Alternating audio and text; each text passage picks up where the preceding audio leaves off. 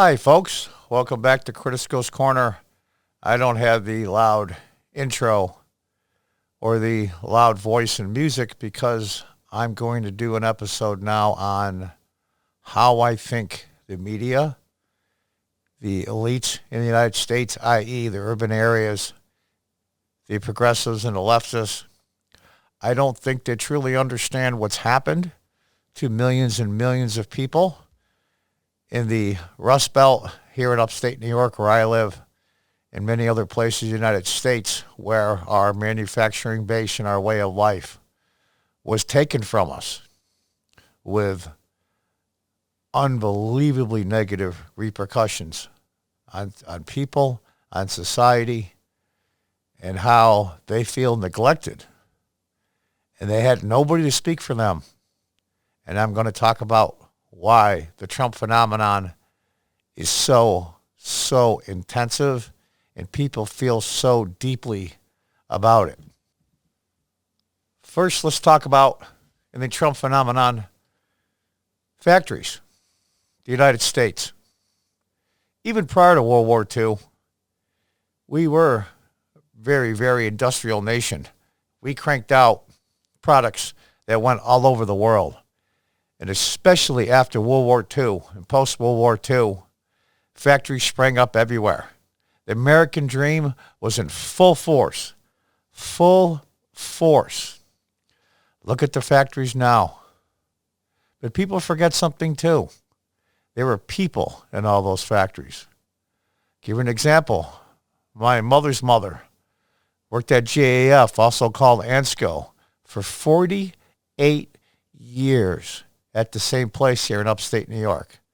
She got hired when she was 17, and she retired when she was 65. And that's the way it was throughout West Virginia, Ohio, Indiana, all of the Rust Belt, upstate New York, central Pennsylvania, all of those millions of people that brought themselves up, ended up owning their own homes. The suburbs expanded. It was boom time. You just had to be energetic. You could find a job. I remember when I was a kid, I'll be 64 in November. You could find a job in a day. Might not be the greatest job in the world. It would take you a week to find a good one. But you could find one in a day if you wanted one. If you wanted to work, there were jobs available. And it was for industrious people. And it had nothing to do with color. Had nothing to do with anything but your determination to show up and do a good day's work. It was an amazing thing. And look at these factories now. Hollowed out. Just ridiculous. Abandoned people's lives, people's dreams. 1, 2, 3 generations in the same factories. You could always make a good living. You just played by the rules, did the right thing, took care of your family, you were okay. Those were the rules they were given. And then the globalists came in. The ones that Trump are against, by the way. The globalists that took all the jobs away. Like the old Billy Joel song, Allentown. Listen to that. That's exactly what happened. And these people had no one to stand up for them. They felt lost. They felt abandoned. They were angry. They were furious. And they didn't know. They were just anger was just, divorces, drug addiction, everything that comes along with joblessness, unemployment. It was horrendous. They were told their whole lives, if you do this and this and this, you'll have this. They were lied to, and they were furious because their lives were in shambles. Their families were in shambles, and they were mad as hell. And like the guy at Network, they were as mad as hell, and they weren't going to take it anymore. And then the phenomenon that somehow out of the blue, anybody would never have thought that Donald Trump would be their hero, would be the guy that said, you know what, guys, I may be a billionaire, I may have lived a soft life my whole life, but I'm on your side. And he meant it, and they believed him, and he is. And that's the phenomenon, I think, that the leftists don't understand. How deeply they care for this man, and they think finally finally, after my life was a shambles, as Michael Moore said, the biggest FU in the history of the country, I have my vote and I'm going to cast it for Donald Trump. Look what they have done to my life. And as these people's lives were spinning out of control, the depression, the sense of hopelessness, no one's on our side. Of course, being humans what we are, we turn to things that make us feel better, at least temporarily, and that is drugs and alcohol. The alcoholism rate in the Midwest, and the drug addiction and the overdoses skyrocketed for the last 20 years, especially in places like Ohio, Michigan, West Virginia, Kentucky, Tennessee, Missouri, Central Pennsylvania. The opioid addiction, fed by Big Pharma, plus the fact that a sense of hopelessness. Their lives were destroyed. They're sitting out in front of their car, the men watching as their wife and their kids inside survive because they're divorced now. Their lives have been taken away from them, and they turn to drugs and alcohol to deaden the pain, to deaden the misery and the anger that they felt. We were told that if we played by the rules and worked hard, we would be rewarded with the American dream. Well, they feel they were crapped on. They were lied to. And they had no one on their side. Suicide rates skyrocketing. There's nothing to do with the virus. This is long before the virus. Suicide rates going higher and higher and higher. And drug overdoses going higher and higher. As it's plowed through, worse than the virus, through the Midwest. Took lives. You know, sometimes dying isn't the worst thing when your life is such shambles that you see no other way out, that you see no hope at all, and there was no one rooting for you. No one. And then Donald Trump came along. The unlikely ever of people that ever existed in politics. Somebody that's never ran for public office, and he connected with these people. And these people were in tears when they saw him. I've seen people on videos. Finally, my God, before I finally, it's over for me, I have someone that gives a damn. I have someone that said, you know what, I'll be on your side. And I've heard this before, but this guy was telling the truth. What he said and what he was doing was the same, and that was unusual. And they believed him, and they loved him for it. And now you have an army of Trump people. In this year's election, they will walk on glass to vote in person.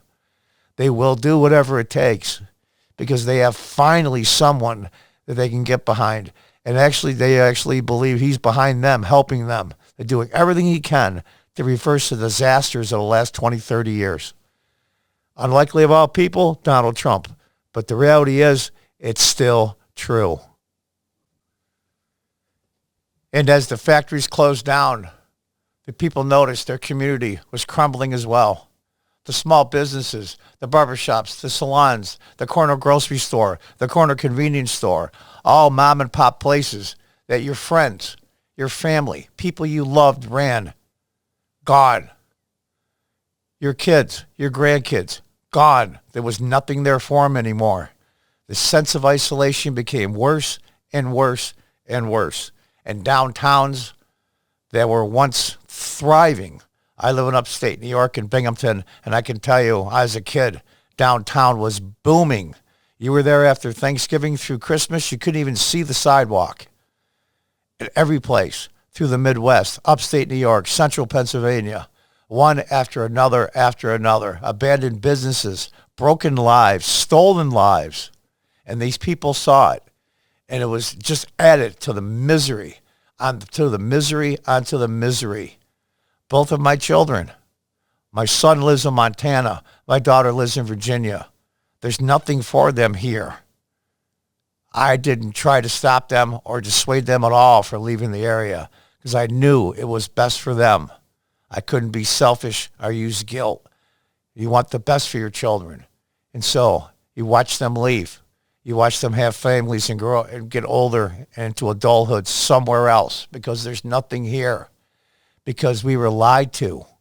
We were lied to by the same politicians that now want to destroy the president. And I'm not talking about individual parties, even though I have to say the Democrats are about 65% to blame. But the Republicans, they're not guilt-free either. They watched as all the cities crumbled, and everything is connected in economics. When one falls, the rest of them fall. You break a link in a chain, everything on that chain goes down with it. And they stood, and they watched, and they did nothing. As people's lives were ruined, the cities around them crumbled, their loved ones left, and they felt alone. And they looked and they walked around, and the older people like myself, I'll be 64 next month, walked around and agonized because unfortunately for us, we remembered. We remembered what it used to be. Yes, change is always inevitable. That's not the problem. This kind of change, destructive change, this could be the first time in the history of the United States where 2 generations in a row will be worse off than the generation before it. That has never happened before because we were lied to, we were cheated.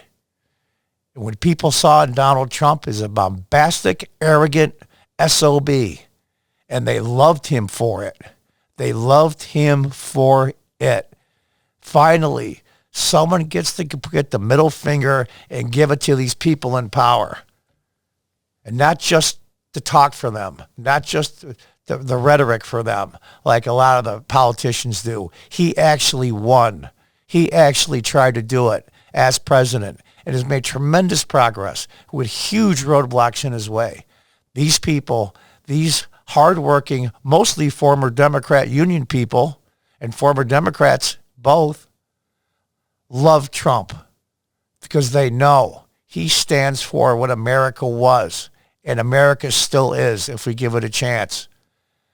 They will do anything to vote for him. Do not underestimate the hidden Trump voter, the person that will vote in person, virus or no virus. As long as you're safe and use the proper mask and distance, there's no reason why you shouldn't vote in person. And they know this. They take their voting rights seriously. Seriously. And they walk in there and they're going to vote for Donald Trump. They're going to feel good. And not just what Michael Moore said for a short time. They felt good 4 years ago, and they're going to feel good again. And this is the part that the people in the media in Washington, in New York, in Los Angeles don't get. They don't understand what it's like. But these people do, and they're going to vote. And they're going to tell them, F you. We want Trump again. He is for us. When the Trump campaign first started, he started doing rallies, and the rallies got bigger and bigger and bigger as people saw. They believed. They were part of a movement, and they felt it, and they believed it.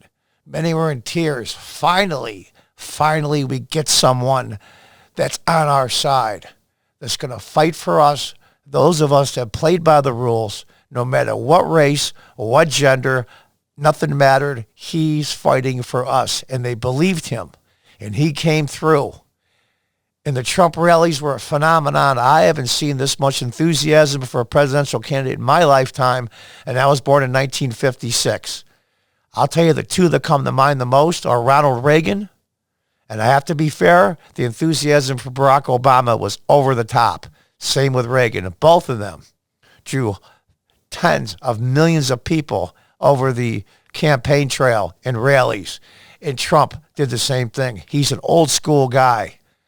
He loves rallies. He loves the crowd. Everybody says, well, he's an egotist. He likes the attention. All right, so who doesn't? I like to have 1 million subscribers on my channel and get 20,000 views a day. Who doesn't like the attention? That's not what he was there for. He was there, so look, I'm real. I'm not some person you see on television or on the internet. I'm real, and I'm fighting for you. And the rallies got bigger and bigger and bigger. And during the campaign in 2016, he would hit 5, 6, 7, 8 airplane hangars, overflowing with people every single day. The man was a machine. He felt he owed it to the people for them to see him, to hear what he has to say, and more importantly, hear what they have to say. And they are enthusiastic. The enthusiasm chart for Trump and his people that believe in him is off the rails. I say it's comparable to Barack Obama in 2008. I really believe that. There was huge enthusiasm throughout the country, both black and white, for Barack Obama. And now Trump has hit that nerve, has hit that part of a person's brain that says, you know what? I'm going to believe in somebody again. I believed in people over and over and over, and they've always let me down. This guy's not going to. I believe in him because he believes in me. He believes in me. There's nothing he won't do to help us. And it's about time somebody came along and said, you know what? You've been getting screwed over. You've been getting screwed on and screwed over by everything and everybody, and that's going to stop.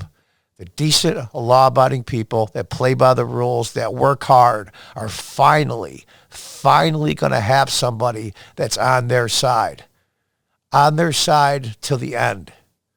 And that person is Trump. And if you see these crowds, look on the internet. Don't take media pictures for granted. Look at some of the videos, some of the private videos on YouTube and other places that show tens of thousands of people and triple that outside the arenas. The enthusiasm scale is off the scale. I've never seen anything like it in my lifetime, except for maybe Obama, but for much different reasons. He touched in that hope and change, and I think he let people down. He let the American people down. He said one thing and did another, and they go, oh, okay, here we go. Another one that did the same thing, but Trump didn't do that. And then when he started being president the first couple of months, he started doing this immediately the first day, executive orders. I mean, this guy's a machine. I mean, I saw an interview once with Don Trump Jr. where he says, yeah, my dad called me at 5 o'clock in the morning. He says, what are you doing, Ellis? He goes, well, get the hell out of bed. We got things to do. He says, Pop, it's 5 o'clock. He goes, get your butt up. We got things to do. And the guy goes, what did you do? He says, I got up. The old man says, get up, you get up. We got things to do. The guy's a machine. Yeah, he's arrogant. Yeah, he says dumb things sometimes. Yeah, he probably should tweet less. I don't care. And look at these millions of people that have come to these rallies and wait for hours and hours and sometimes a whole day just to get in. That's enthusiasm that money can't buy. And these people believe in him. In the last 4 years, he has not let them down. And there is a Trump army.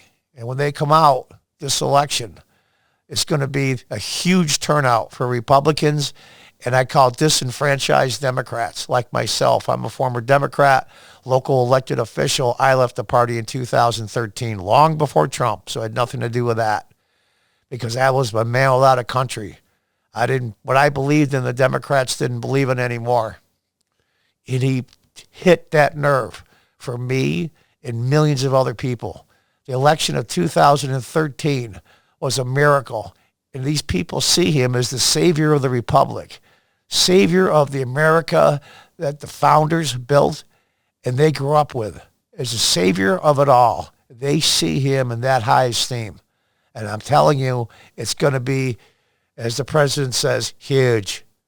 But I kid around. But they believe in this guy, and they do anything for him because finally they have a champion, and they're going to come out in droves. And after the election, after the media was shocked and stunned, and the American people, the average day working people, the hard-working people that played by the rules, that gave a damn, were cheering. They couldn't believe it. Not that he won, but the fact that finally someone is on our side that won. Someone that's now the President of the United States, that's with us, that's for us. And I remember watching election night It was 2:30 in the morning here. I live in upstate New York, and they called Pennsylvania late. And all I thought to myself is, how are they going to cheat them out of it? How are they going to cheat them out of it? One of the most amazing political campaigns in history, let alone modern history. How are they going to cheat them out of it? And then finally they called Pennsylvania. And I got goosebumps. I got teary-eyed. I couldn't believe it. That finally, someone that cared about the average, everyday, hardworking people won. And I remember when he got sworn in, I remember it. It was so surreal to me. I couldn't believe it was happening, but in a good way. And millions of others saw it on TV, on the internet. Later, they saw the videos. I forget how much was in person. And they argued over the crowd size, and he said he had the biggest. And you know what? He is arrogant. He is a pompous jerk. He does lie. But you know what? Nobody cares. The people that love him, the people that voted for him, don't care because he is working for them finally. You ask any historian, if they're being honest with you, if they could go back and talk to the founding fathers, what would you think they would say? They would say, my God, they can't believe that you guys have lasted this long, that you're this prosperous, that you became the wealthiest, best, most powerful country that ever existed in the history of the world, the most compassionate. You ask anybody, they're passed away now, but all the older people in Europe at the end of World War II, the Marshall Plan and the Americans, they saved them in the war, they saved them after the war. Europe would be less than half of what it is now if it wasn't for the Americans. And don't let anybody tell you any different. When they badmouth us all over the place, we still help them.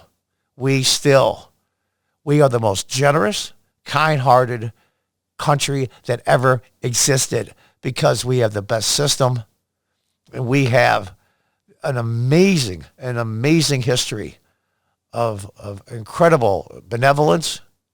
And they all saw that.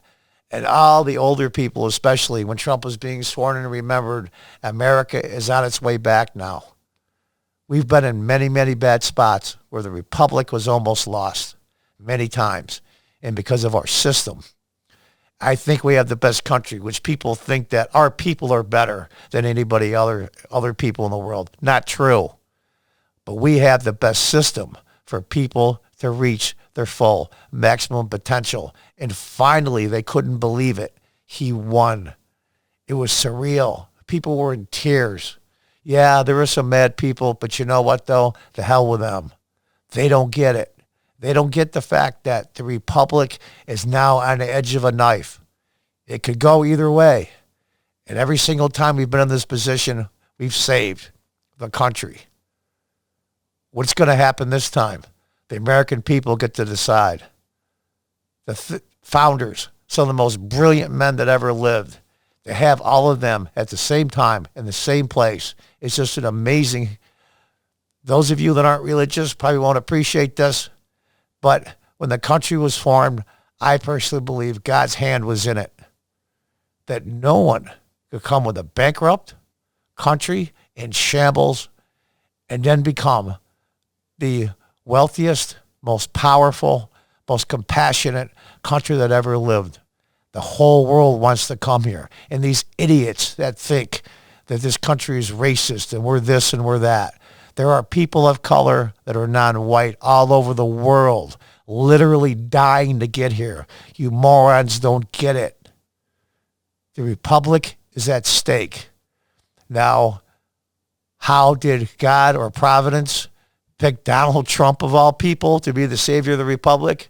We've had a lot of instances in American history where someone that you would never thought would be in the position to save it. Who'd have thought that a little geek from Maine that taught rhetoric in a small college would become the savior of the republic on Little Round Top, Joshua Lawrence Chamberlain.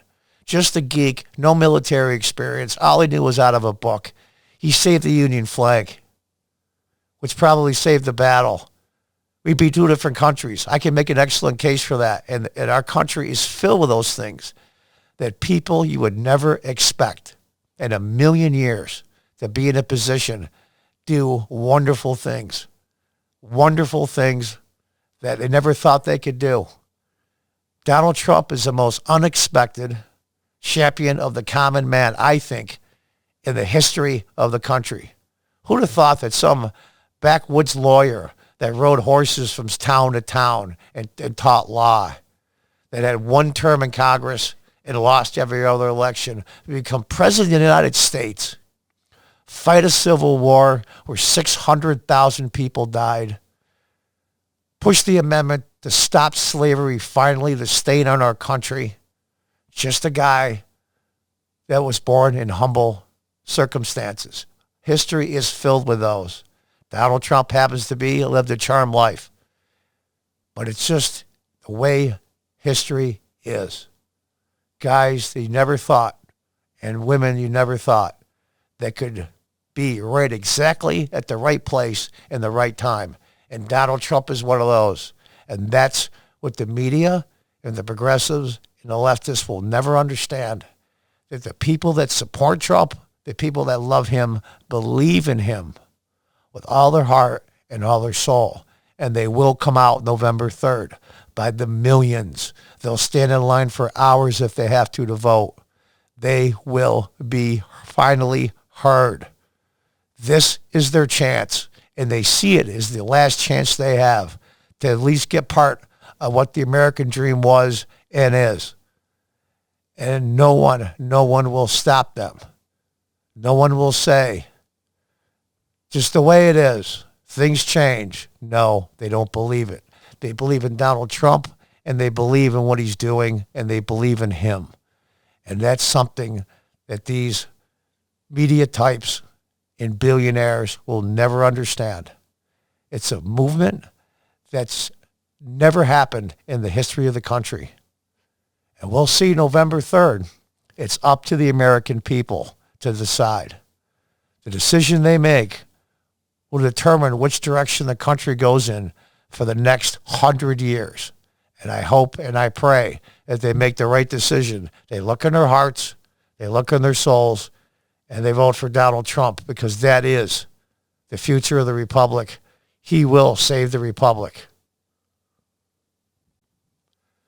In closing, I want to say thank all of you for listening and watching this video. I sometimes speak too much from the heart. I will not apologize for that. But sometimes I wear my emotions on my sleeve. I truly believe, no matter what you think of President Trump, that it is more in the country's best interest that he wins. And I hope that everyone stays safe while they're voting. Use your head and go out and vote. There are cemeteries filled with people in Arlington National Cemetery, on the shores of Normandy, people that have given their lives so you could stand in line and cast your vote. If you don't vote, all of those deaths are in vain. The 600,000 Americans that died in the Civil War and every war since then, the Civil Rights Movement and all the people that died and all the struggle they had, if you don't exercise your right to vote, shame on you. Wear your mask if you have to, stay socially distant, but vote in person. Please. This future of the republic is at stake, and I hope and I pray that all of you out there will make the right choice. God bless America, and until next time, goodbye and good luck.